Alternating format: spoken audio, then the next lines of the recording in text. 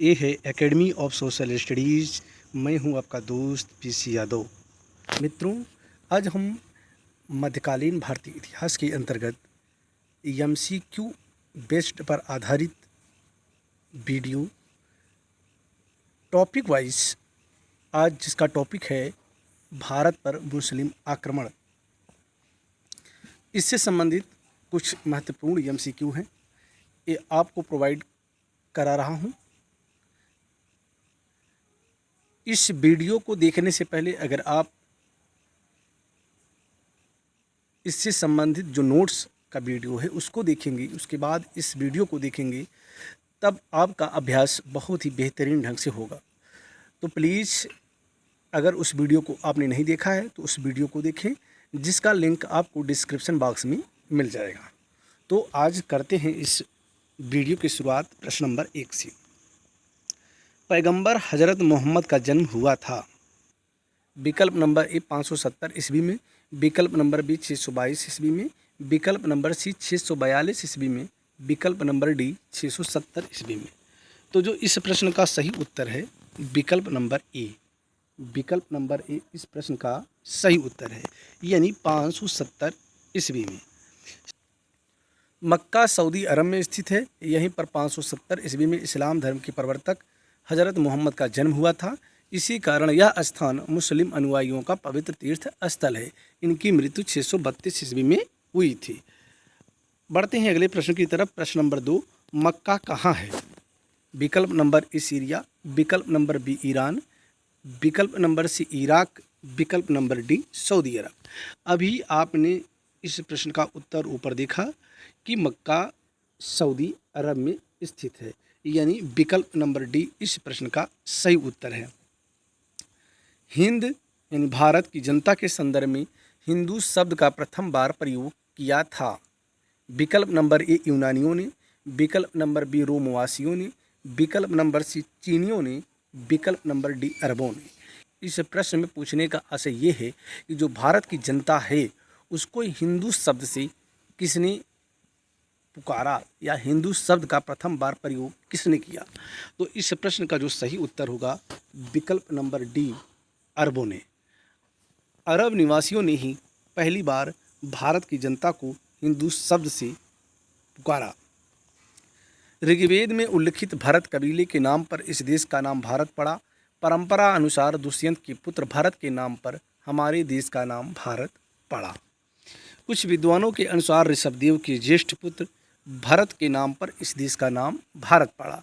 ईरानियों ने इस देश को हिंदुस्तान कहकर संबोधित किया। ईरानियों ने इसे क्या कहा? हिंदुस्तान। अगर हिंदुस्तान की बात आएगी तो यहाँ होगा ईरानी, यानी ईरानियों ने इसे हिंदुस्तान कहकर संबोधित किया, तथा यूनानियों ने इसे इंडिया कहा है। तो हिंद की जनता के संदर्भ में हिंदू शब्द का सर्वप्रथम प्रयोग अरबों द्वारा किया गया। तो यहाँ से आपको 3 तथ्य महत्वपूर्ण प्राप्त होते हैं। अगर हिंदुस्तान की बात आती है तो इसको ईरानियों ने कहा, अगर इंडिया की बात आती है तो यूनानियों ने कहा, अगर हिंदू शब्द की बात आती है तो अरबों ने कहा, यानी अरबों के द्वारा सर्वप्रथम इसका प्रयोग किया गया।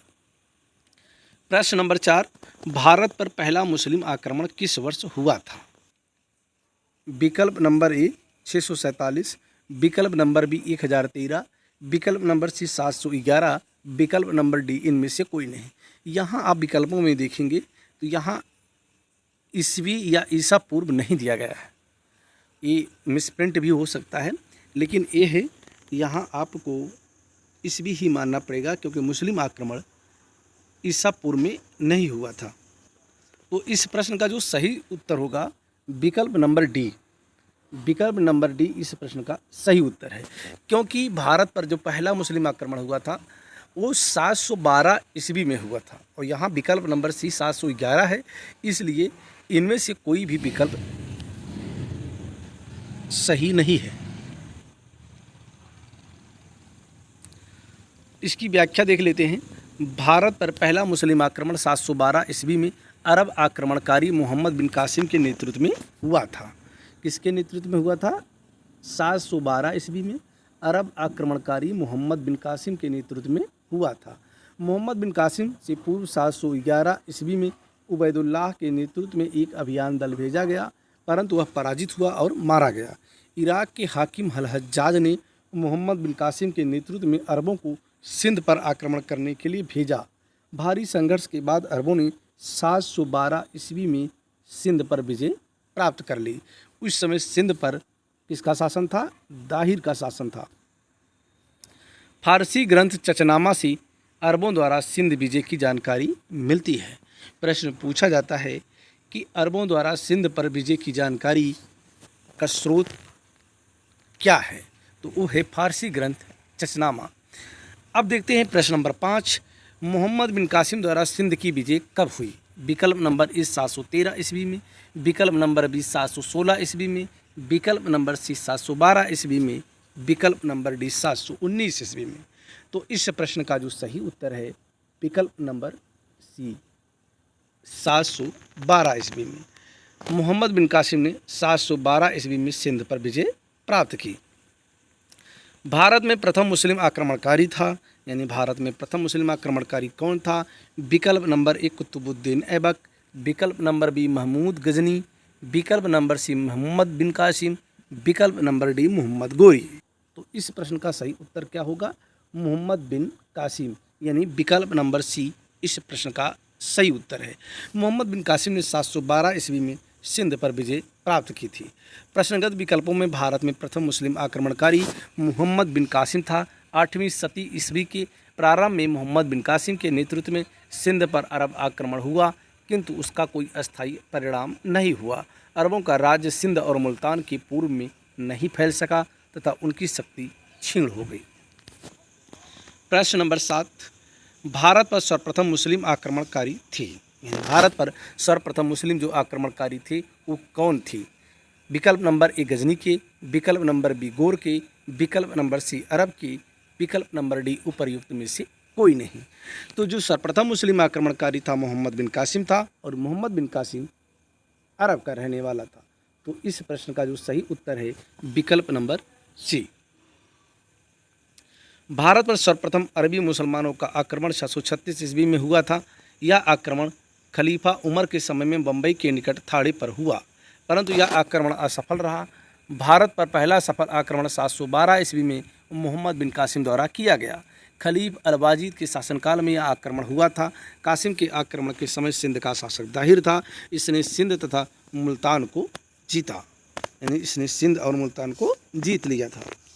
प्रश्न नंबर 8, मोहम्मद बिन कासिम था, मोहम्मद बिन कासिम कौन था? तुर्क, मंगोल, अरब या तुर्क अफगान? यानी विकल्प नंबर ए तुर्क, विकल्प नंबर बी मंगोल, विकल्प नंबर सी अरब, विकल्प नंबर डी तुर्क अफगान। तो इस प्रश्न का जो सही उत्तर है विकल्प नंबर सी अरब। मोहम्मद बिन कासिम एक अरबी था। मोहम्मद बिन कासिम एक अरबी था। वह इराक के राजा अल हज्जाज का भतीजा और दामाद दोनों था। जिस समय उसने सिंध पर आक्रमण किया उसकी आयु मात्र 17 वर्ष थी। आप सोचिए कि वह जब भारत पर आक्रमण करता है तो 17 वर्ष का था। तो उम्र यहाँ मायने नहीं रख रही है। उसके जुनून को देखें तो वह भारत पर 17 वर्ष की उम्र में ही आक्रमण कर दिया था। इनमें से कौन गजनी राजवंश का संस्थापक था? प्रश्न नंबर 9 है, इनमें से कौन गजनी राजवंश का संस्थापक था? विकल्प नंबर ए अलप्तगीन, विकल्प नंबर बी महमूद, विकल्प नंबर सी सिबुक्तगीन, विकल्प नंबर डी इस्माइल। तो इस प्रश्न का जो सही उत्तर है विकल्प नंबर ए अलप्तगीन। अलप्तगीन गजनी राजवंश का संस्थापक था। गजनी वंश का संस्थापक अलप्तगीन था। गजनी वंश का अन्य नाम यामीनी वंश भी है। अलप्तगीन ने गजनी को अपनी राजधानी बनाया। इस समय उत्तर पश्चिम भारत में हिंदू शाही राजवंश का राज्य था, जिसका विस्तार हिंदुकुश पर्वतमाला तक था। प्रश्न नंबर 10, यहाँ कथन और कारण से संबंधित प्रश्न है। महमूद गजनी ने भारत पर 17 बार आक्रमण किए। एक कथन है। कारण आर क्या है? वह भारत में अस्थायी मुस्लिम शासन की स्थापना करना चाहता था। तो नीचे दिए गए कूट में से सही उत्तर चुनिए। विकल्प नंबर ए तथा आर दोनों सही हैं तथा आर ए की सही व्याख्या है। विकल्प नंबर बी ए तथा आर दोनों सही हैं परंतु आर ए की सही व्याख्या नहीं है। विकल्प नंबर सी ए सही है परंतु आर गलत है। विकल्प नंबर डी ए गलत है परंतु आर सही है। यहाँ अगर हम कथन पर नज़र डालें तो महमूद गजनी ने भारत पर 17 बार आक्रमण किए, यानी एक कथन सही है। कारण आर की बात करें तो वह भारत में अस्थायी मुस्लिम शासन की स्थापना करना चाहता था, तो ये गलत है, क्योंकि महमूद गजनी भारत पर अस्थायी मुस्लिम शासन की स्थापना करना नहीं चाहता था। तो यहाँ कथन तो सही है पर कारण गलत है। तो इसमें विकल्प नंबर सी इस प्रश्न का सही उत्तर होगा, यानी ए सही है परंतु आर गलत है। महमूद गजनी या गजनवी ने भारत पर 17 बार आक्रमण किए, परंतु इन आक्रमणों का उद्देश्य भारत में अस्थायी मुस्लिम शासन की स्थापना करना नहीं था, बल्कि मात्र लूटपाट करना था। प्रश्न नंबर 11, निम्न में से कौन चंदेल शासक महमूद गजनवी से पराजित नहीं हुआ? वह कौन सा शासक था चंदेल शासक जिसने महमूद गजनवी से पराजित नहीं हुआ? जो विकल्प नंबर इधंग, विकल्प नंबर विद्याधर, विकल्प नंबर सी जय शक्ति, विकल्प नंबर डी टंग। तो इस प्रश्न का जो सही उत्तर है विद्याधर चंदेल महमूद गजनवी से पराजित नहीं हुआ। विकल्प नंबर बी इस प्रश्न का सही उत्तर है। महमूद गजनवी का चंदेलों पर प्रथम आक्रमण 1019-20 में हुआ था। उस समय चंदेल वंश का शासक विद्याधर था, जो अपने वंश का सर्वाधिक शक्तिशाली शासक था। मुस्लिम स्रोतों से पता चलता है कि विद्याधर एवं महमूद के बीच किसी नदी के किनारे भीषण युद्ध हुआ, किंतु इसका कोई परिणाम न निकला। इस युद्ध में विद्याधर ने राजनीतिक सूझबूझ का परिचय देते हुए युद्ध स्थल उपयुक्त न होने के कारण रात्रि के अंधकार में अपनी सेना को हटा लिया। किसने हटाया? विद्याधर ने। महमूद गजनवी भी लौट गया। इस प्रकार विद्याधर अकेला ऐसा हिंदू शासक था जिसने मुसलमानों का सफलतापूर्वक प्रतिरोध किया। मुस्लिम लेखकों ने उसे तत्कालीन भारत का सर्वाधिक शक्तिशाली शासक बताया है। विद्याधर ने कुछ हिंदू राजाओं का एक मित्र संघ बनाया, जिसका मुख्य उद्देश्य कन्नौज के शासक राज्यपाल को सजा देना था। उनकी दृष्टि में राज्यपाल ने मथुरा और वृंदावन जैसे तीर्थ स्थानों को लूटने वाले महमूद से बिना युद्ध किए हुए भागकर एक बड़ा अपराध किया था। इन राजाओं ने राज्यपाल पर आक्रमण कर उसे मार दिया। प्रश्न नंबर 12, महमूद गजनवी का दरबारी इतिहासकार कौन था? विकल्प नंबर ए हसन निजामी था, या विकल्प नंबर बी उतबी था, विकल्प नंबर सी फिरदौसी था, या विकल्प नंबर डी चंद्र बरदाई था। तो इस प्रश्न का सही उत्तर क्या होगा? तो इस प्रश्न का जो सही उत्तर है विकल्प नंबर बी उतबी था, यानी जो महमूद गजनवी था उसका दरबारी इतिहासकार उतबी था। महमूद गजनवी शिक्षित एवं सुसभ्य था। वह विद्वानों एवं कलाकारों का सम्मान करता था। उसने अपने समय के महान विद्वानों को गजनी में एकत्रित किया था। उसका दरबारी इतिहासकार उतबी था। उसने किताब उल यामनी अथवा तारीख ए यामनी नामक ग्रंथ की रचना की। मित्रों, ये जो MCQ बेस्ड आधारित प्रश्न उत्तर हैं, ये बीती परीक्षाएं जो हुई हैं उन सभी परीक्षाओं में ये प्रश्न पूछे गए हैं। ये जो लोक सेवा आयोग परीक्षा कराता है उनमें ये पूछे गए हैं। मैं ऐसे ही प्रश्नों को आपको प्रोवाइड करा रहा हूँ। प्रश्न नंबर 13, शाहनामा का लेखक फरिश्ता किसके दरबार से संबंधित था? तो शाहनामा का लेखक फरिश्ता विकल्प नंबर ए सुबुक्तगीन के, विकल्प नंबर बी महमूद गजनवी के, विकल्प नंबर सी मोहम्मद गोरी के, विकल्प नंबर डी अलप्तगीन के। अगर शाहनामा के लेखक की बात करें तो शाहनामा का लेखक जो था वो फरिश्ता नहीं था। यहाँ जो शब्द दिया गया है फरिश्ता वो गलत है। शाहनामा का लेखक फिरदौसी था। शाहनामा का लेखक कौन था? फिरदौसी था। और फिरदौसी जो था वो महमूद गजनवी के दरबार से संबंधित था। यहाँ जो प्रश्न पूछा गया है उस प्रश्न पूछने का आशय यही है महमूद गजनवी, क्योंकि शाहनामा दिया है और शाहनामा का लेखक जो था फरिश्ता नहीं था, वो फिरदौसी था और फिरदौसी ही महमूद गजनवी के दरबार से संबंधित था। तो ये प्रश्न विवादित है और इस प्रश्न का उत्तर अगर आप समझे तो महमूद गजनवी होना चाहिए। इसकी व्याख्या देखते हैं। दिया गया प्रश्न त्रुटिपूर्ण है क्योंकि शाहनामा का लेखक फरिश्ता न होकर फिरदौसी है और यह महमूद गजनवी के दरबार का प्रसिद्ध विद्वान कवि था। इसे पूर्व के होमर की उपाधि दी जाती है। इस प्रकार इसका संभावित उत्तर विकल्प बी होगा। जबकि फरिश्ता ने तारीख फरिश्ता या गुलशन ए इब्राहिमी नामक पुस्तक लिखी है। इसका पूरा नाम मोहम्मद कासिम हिंदू शाह था। यह कुछ समय तक अहमदनगर के शासक मुर्तज़ा निजाम शाह के दरबार में रहा तथा बाद में बीजापुर चला गया। इसकी पुस्तक तारीख फरिश्ता बीजापुर के शासक इब्राहिम आदिल शाह को समर्पित थी। तो आप फरिश्ता और फिरदौसी को समझ गए होंगे। अब देखते हैं प्रश्न नंबर 14, शाहनामा का लेखक कौन था? शाहनामा का लेखक कौन था? विकल्प नंबर ए उत्बी, विकल्प नंबर बी फिरदौसी, विकल्प नंबर सी अलबरूनी, विकल्प नंबर डी बरनी। तो यहाँ अभी आपको हमने बताया शाहनामा का जो लेखक था वो फिरदौसी था। विकल्प नंबर बी इस प्रश्न का सही उत्तर है। पुराणों का अध्ययन करने वाला प्रथम मुसलमान था। विकल्प नंबर ए अबुल फजल, विकल्प नंबर बी अब्दुल कादिर बदायूनी, विकल्प नंबर सी अलबरूनी, विकल्प नंबर डी दारा शिकोह। अगर पुराणों के अध्ययन करने वाला जो प्रथम मुसलमान था इसकी अगर बात करें तो वो था विकल्प नंबर सी अलबरूनी। अलबरूनी ही पुराणों का अध्ययन करने वाला प्रथम मुसलमान था। पुराणों का अध्ययन करने वाला प्रथम मुसलमान अलबरूनी था।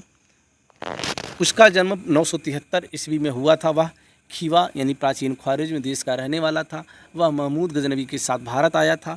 अलबरूनी मात्र इतिहासकार ही नहीं था, उसके ज्ञान और रुचियों की व्याप्ति जीवन के अन्य क्षेत्रों तक थी, जैसे खगोल विज्ञान, भूगोल, तर्कशास्त्र, औषध विज्ञान, गणित तथा धर्म और धर्मशास्त्र।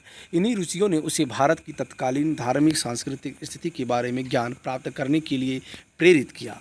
उसने संस्कृत का अध्ययन किया और अनेक संस्कृत रचनाओं का उपयोग किया, जिसमें ब्रह्मगुप्त, बलभद्र तथा बारामिहिर की रचनाएं विशेष रूप से उल्लेखनीय हैं। उसने जगह जगह भगवद गीता, विष्णु पुराण तथा वायु पुराण को उद्धृत किया है। अलबरूनी ने अरबी भाषा में ताकीक हिंद की रचना की थी। सर्वप्रथम एडवर्ड साची ने अरबी भाषा से इस ग्रंथ का अंग्रेजी भाषा में अनुवाद किया। तो अलबरूनी ने जो ताकीक हिंद की रचना की वो किस भाषा में की? अरबी भाषा में। प्रश्न पूछा जाता है कि ताकीक हिंद किस भाषा में अलबरूनी ने लिखा था?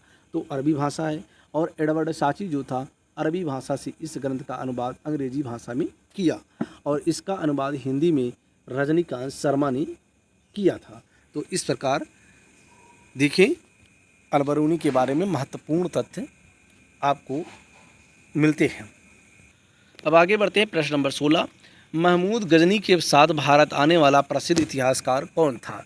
तो महमूद गजनी के साथ भारत आने वाला प्रसिद्ध इतिहासकार कौन था?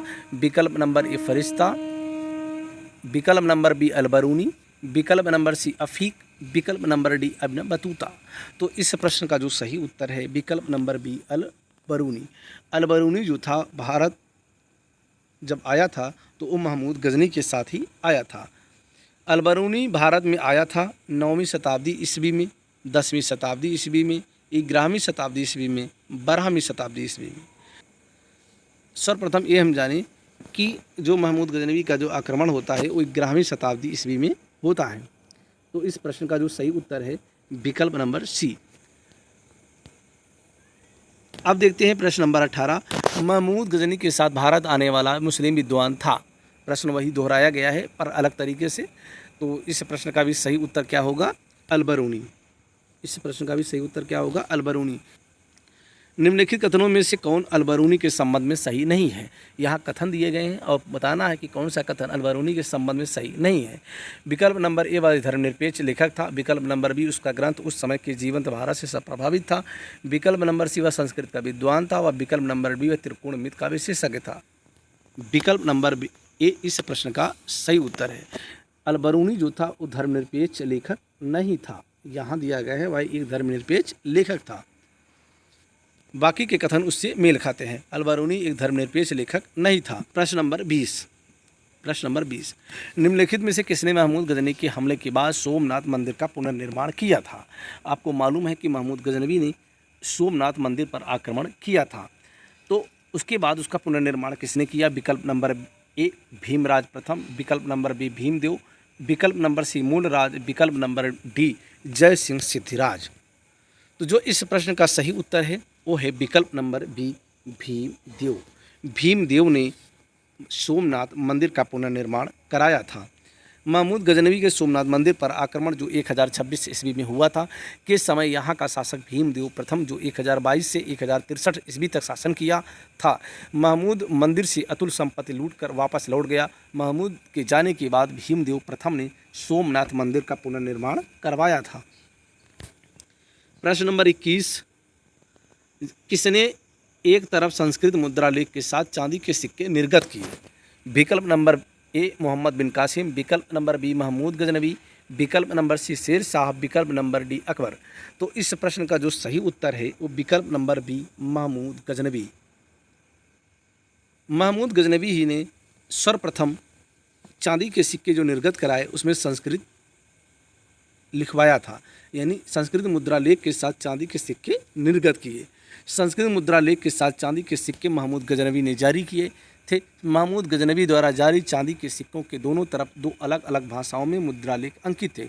ऊपरी भाग में अंकित मुद्रा लेख अरबी भाषा में था तथा दूसरी तरफ अंकित लेख संस्कृत भाषा देवनागरी लिपि में था। सिक्के के मध्य भाग में संस्कृत भाषा में लिखा था अव्यक्तमेकम मुहम्मद अवतार नूरपति महमूद। इस लेख के चारों तरफ अंकित लेख था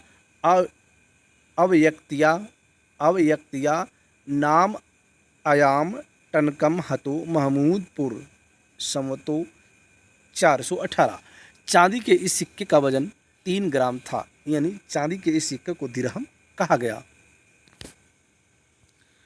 प्रश्न नंबर 22, निम्नलिखित में से मध्य एशिया के किस शासक ने 1192 ईस्वी में उत्तर भारत को जीता था?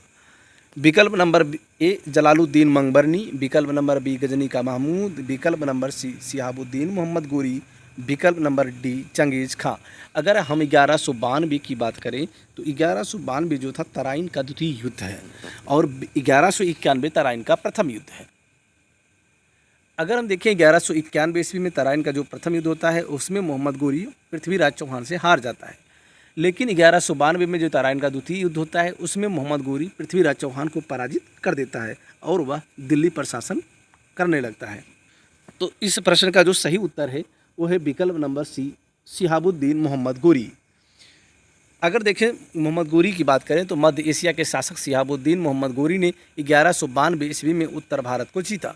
सिहाबुद्दीन मोहम्मद गोरी का प्रथम आक्रमण 1175 ईस्वी में मुल्तान पर हुआ और 1205 ईस्वी तक वह साम्राज्य विस्तार अथवा पूर्व विजित राज्य की रक्षा के लिए भारत पर चढ़ाई करता रहा। उसने 1175-76 ईस्वी में मुल्तान और उच्च पर आक्रमण किया, 1178 में गुजरात पर आक्रमण किया और 1191 ईस्वी में पृथ्वीराज चौहान के साथ तराइन की लड़ाई लड़ी। इस युद्ध में मोहम्मद गोरी की पराजय हुई, तथापि तराइन के द्वितीय युद्ध यानी दूसरे युद्ध 1192 में पृथ्वीराज की हार हुई और उसके साथ ही एक केंद्रीय मुस्लिम राजनीतिक व्यवस्था स्थापित हुई जो बाद तक कायम रही। अब देखते हैं प्रश्न नंबर 23, मोहम्मद गोरी को सबसे पहले किसने पराजित किया? तो मोहम्मद गोरी को किसने पराजित किया था? विकल्प नंबर ए भीम द्वितीय, विकल्प नंबर बी पृथ्वीराज चौहान, विकल्प नंबर सी जयचंद, विकल्प नंबर डी पृथ्वीराज द्वितीय।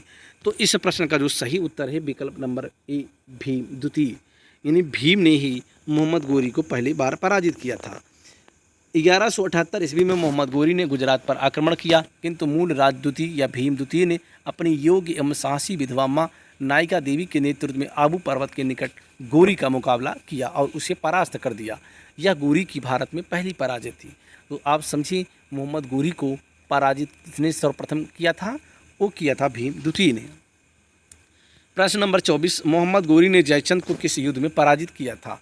विकल्प नंबर ए तराइन का युद्ध 1191 में, विकल्प नंबर बी तराइन का युद्ध 1192 ईस्वी में, विकल्प नंबर सी चंदावर का युद्ध 1194 ईस्वी में, विकल्प नंबर डी कन्नौज का युद्ध 1194 ईस्वी में। तो अगर यहाँ युद्ध की बात करें तो विकल्प नंबर सी चंदावर का युद्ध 1194 ईस्वी में जयचंद को मोहम्मद गोरी ने पराजित किया था। 1194 ईस्वी में चंदावर के युद्ध में मोहम्मद गोरी ने कन्नौज के गढ़वाल राजा जयचंद को पराजित किया था। चंदावर वर्तमान फिरोजाबाद जिले में यमुना के तट पर स्थित है। प्रश्न नंबर 25, निम्नलिखित में से कौन राजा मोहम्मद गोरी द्वारा चंदावर के युद्ध में पराजित किया गया था? विकल्प नंबर ए पृथ्वीराज चौहान, विकल्प नंबर बी जयचंद, विकल्प नंबर सी कुमारपाल, विकल्प नंबर डी भीम द्वितीय। तो यहाँ भी वही उत्तर होगा जो ऊपर हमने बताया, विकल्प नंबर बी जयचंद।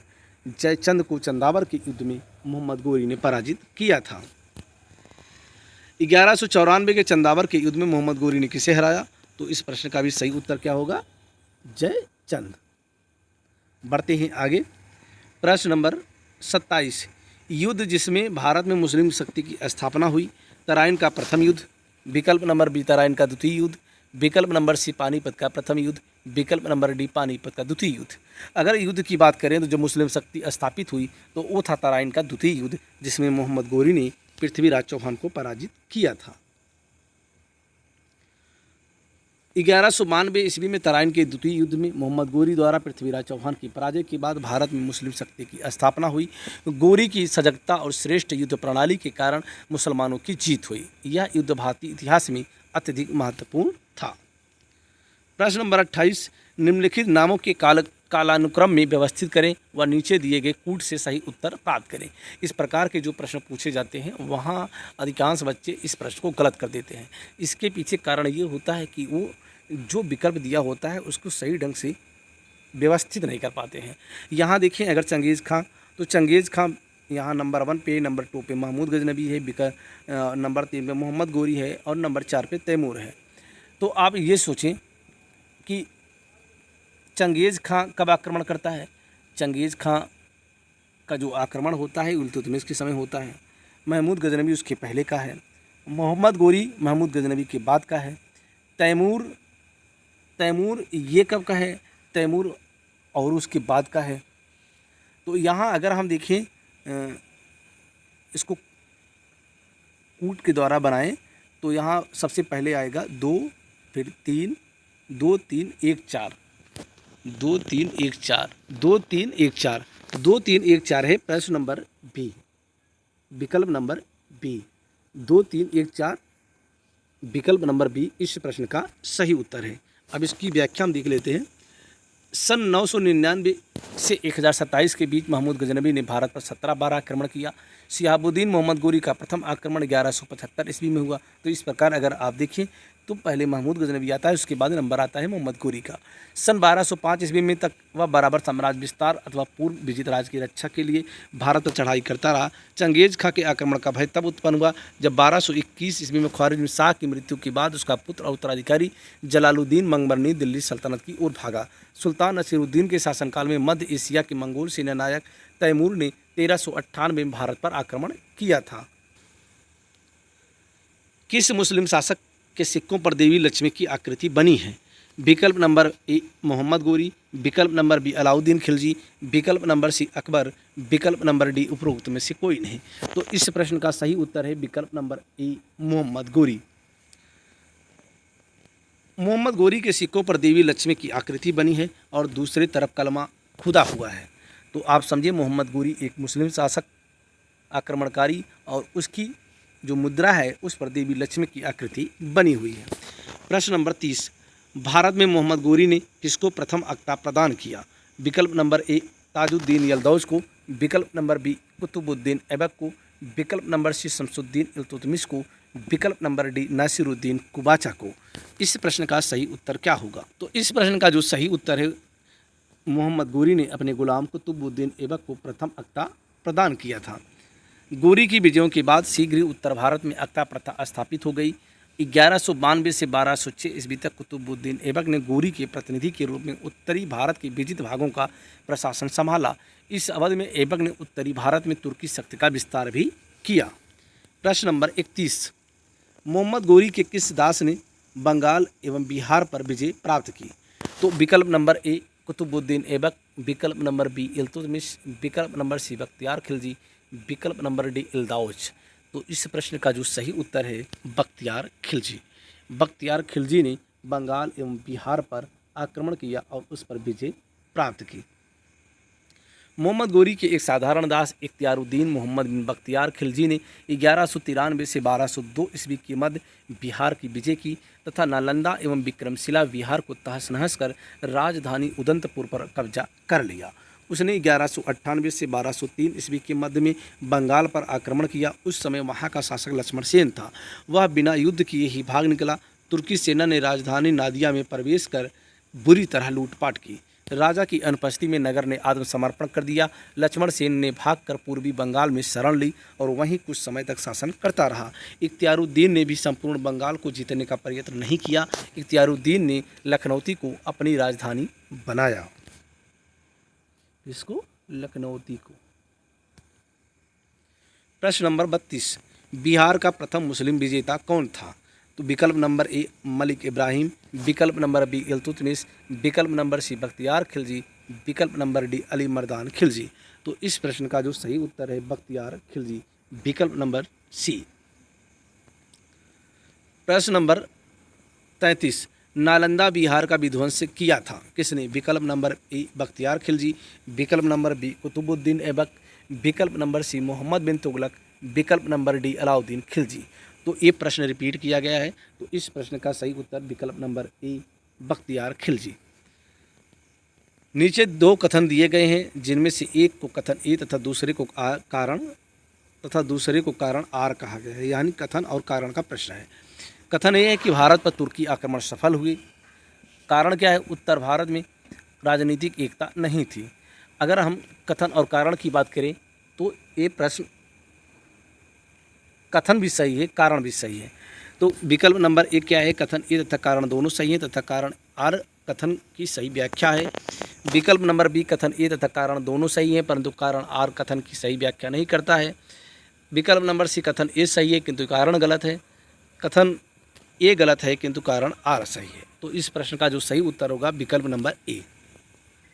विकल्प नंबर ए इस प्रश्न का सही उत्तर है, यानी कथन ए तथा कारण दोनों सही है तथा कारण आर कथन की सही व्याख्या है। भारत पर तुर्कों का आक्रमण सफल हुआ, जिसके फलस्वरूप भारत में इस्लामी राज स्थापित हुआ। भारत भूमि में अंदर तक प्रवेश पाने का प्रथम श्री गजनवी वंश के सुल्तान महमूद को प्राप्त हुआ, जबकि भारत में राज स्थापित करने का श्री संसबनी वंश के मोहम्मद गोरी को प्राप्त हुआ। अतः स्पष्ट है कि कथन सत्य है। भारत में राजनीतिक एकता का अभाव और उत्तरी भारत में एक भी शक्तिशाली और विस्तृत साम्राज्य का न होना तुर्कों के विरुद्ध असफलता का कारण था। Doctor AL. श्रीवास्तव के अनुसार राजनीतिक एकता का अभाव, सामाजिक विभेद, ब्राह्मणवाद का उत्थान, नैतिक पतन और भारतीयों की तुलना में तुर्कों की रणनीति, सैनिक संगठन, साधन आदि की दृष्टि से श्रेष्ठ होना तुर्की सफलता के कारण है। इस कारण कथन और कारण दोनों सही हैं और कारण कथन की सही व्याख्या है। अब देखते हैं प्रश्न नंबर 35 और ये भी इस वीडियो का अंतिम प्रश्न है। रेशम बुनकरों की श्रेणी की जानकारी निम्नलिखित किस शिलालेख से मिलती है?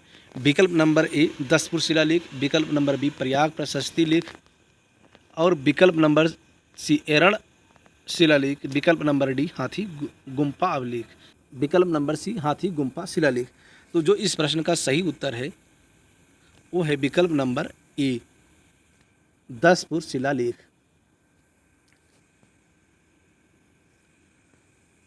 इसकी अगर व्याख्या देखें, दसपुर मंदसौर शिलालेख कुमारगुप्त के शासनकाल का है। इस लेख में कुमारगुप्त का राज्यपाल बंधुवर्मा का उल्लेख मिलता है। इसमें सूर्य मंदिर के निर्माण का उल्लेख मिलता है। यहाँ से प्राप्त लेख में पटवाय श्रेणी, रेशमी सूत बुनने वालों की समिति तथा इंदौर लेख में तौलिक श्रेणी का उल्लेख मिलता है। तो आज का वीडियो यहीं पर समाप्त होता है। ऐसे ही महत्वपूर्ण एमसीक्यू आधारित आपको प्रश्न उत्तर वाले वीडियो मिलते रहेंगे। तो पहले हम इससे संबंधित नोट्स आपको प्रोवाइड कराते हैं, उसके बाद एमसीक्यू आधारित प्रश्न उत्तर भी प्रोवाइड कराते हैं। तो आपसे विनम्र निवेदन है कि पहले आप नोट्स आधारित वीडियो देखें, उसके बाद एमसीक्यू आधारित टॉपिक वाइज उसी टॉपिक का वीडियो देखेंगे तो आपका अभ्यास बहुत बढ़िया होगा और आने वाली परीक्षा में ये आपके लिए उपयोगी साबित होगा। तो आज का वीडियो यहीं पर समाप्त होता है। अगली बार एक नई वीडियो के साथ पुनः उपस्थित होऊंगा। तब तक के लिए जय हिंद, जय भारत।